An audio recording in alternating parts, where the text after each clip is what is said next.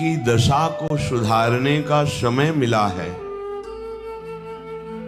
बस इसमें हम सावधान रहें। यदि हम किसी की स्तुति और निंदा परक वाणी बोलेंगे तो द्वैत भाव दृढ़ होता है। कोई दूसरा है, ये जब तक भाव रहेगा तब तक भगवत प्राप्ति में बहुत बड़ा विघ्न है। आंतरिक भाव में बहुत जल्दी अध्यात्म की ऊंचाई पर, भक्ति की भूमिका पर पहुंचने के लिए उपासक को ये सुधार करना अनिवार्य है। किसी की किसी भी तरह चर्चा नहीं होनी चाहिए। अगर हो तो भगवत भाव को पुष्ट करने वाली हो। हम अधिक समय और अधिक भजन व्यर्थ कर देते हैं वाणी के अपराध के द्वारा, जिसे हम महत्व नहीं देते। शारीरिक अपराध तो बहुत ही अज्ञानता की बात है, पर अधिकतर अपराध वाणी से बनते हैं। उपासक को हर समय ये सावधानी रखनी है, बोलना है तो भगवद वार्ता अपने प्रियालाल के विषय में या किसी महाभागवत के सिद्धांत, पावन उपदेश, पावन चरित्रों में, नहीं तो वाणी को मौन रखना है।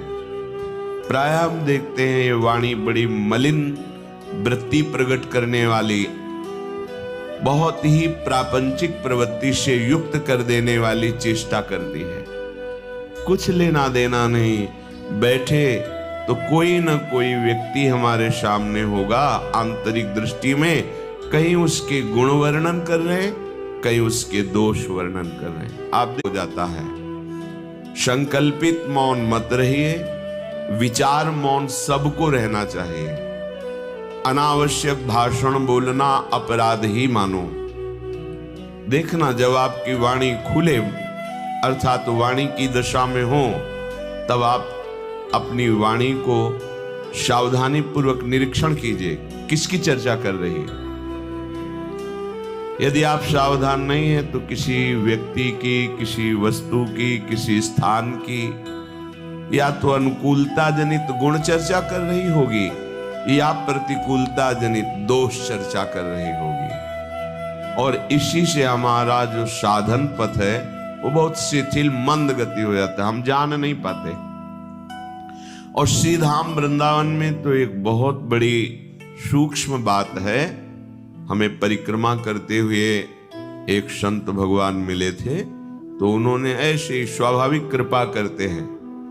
उन्होंने कहा कि बाबा, एक बात ध्यान रखना, अगर यहाँ लाभ प्राप्त करना है तो किसी के विषय में दोष दर्शन मत करना और किसी के दोषों का वर्णन मत करना। नहीं तो जिन दोषों का आप वर्णन करेंगे वही दोष आप में बहुतायत रूप से हृदय में हो जाएंगे।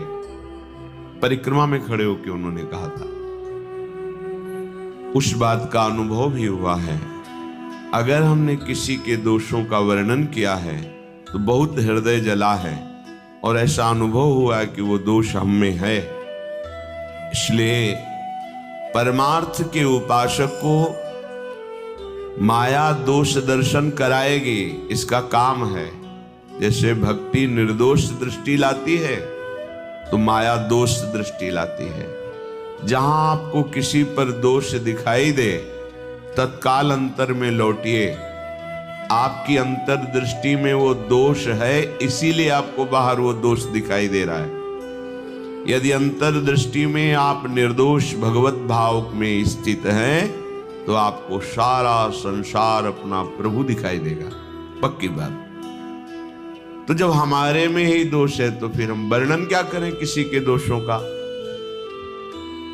अपने हृदय को हमें